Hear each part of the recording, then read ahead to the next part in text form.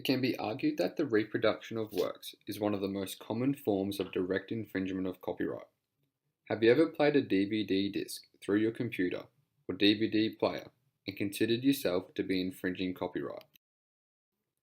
In 2001, the federal court considered whether copyright in motion pictures, which were embodied in DVDs, would be infringed by a person who rents and plays a DVD with those certain motion pictures, whilst doing so without a license. The decision of Australian Video Retailers Association Ltd and Warner Home Video Pty Ltd determined that the mere playing of a DVD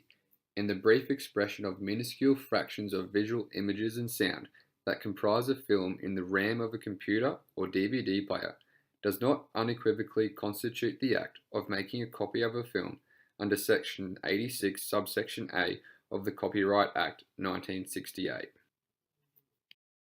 After initially being brought before the court by the association and its members for alleged threats of copyright infringement, Warner Home Video Pty Ltd claimed for infringement in relation to the rental of its DVDs, in particular the Bait and Romeo Must Die DVDs. They attempted to establish that the means by which the DVD was played, including the sequential decompression of the audio, video, and caption content and storage in the RAM,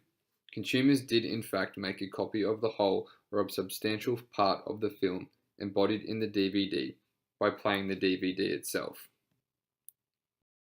The issue in this case was whether the playing of the DVD discs constituted the doing of the act referred to in Section 86 subsection A of the Copyright Act. The contention could be considered advanced due to the fact that only a small fraction of the audio, video, and caption content is stored in the RAM. Warner Home Video Pty Ltd relied on the fact that the playback of a DVD occurs by passing the film to the RAM of the DVD player or computer, thus creating a copy of the film. The court ultimately held that neither the whole nor any substantial part of a film can ever be completely embodied in the RAM of a computer or DVD player, and as a result, a consumer cannot, under the Copyright Act, make a copy of the film embodied in that DVD by merely playing the DVD. Another issue Warner raised was the extent to which copyright existed in computer programs contained in the DVD. To be a reproduction, there must be a reproduction of a program in material form, and it must be in a form of storage which the computer program or a substantial part of it can be reproduced.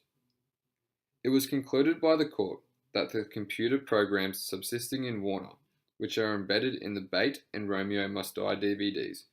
comprise only so much of the material contained in those discs as consists of program that result from the authoring process. Therefore, the protection under the Copyright Act did not extend to cover the content that was reproduced as a result of the execution of the computer program. The decision of the federal court in this case is significant and important, as it suggests the courts intend to take a practical approach to determine the limits of the rights afforded by the Copyright Act. It would be unreasonable to conclude that consumers are infringing copyright by merely playing a DVD.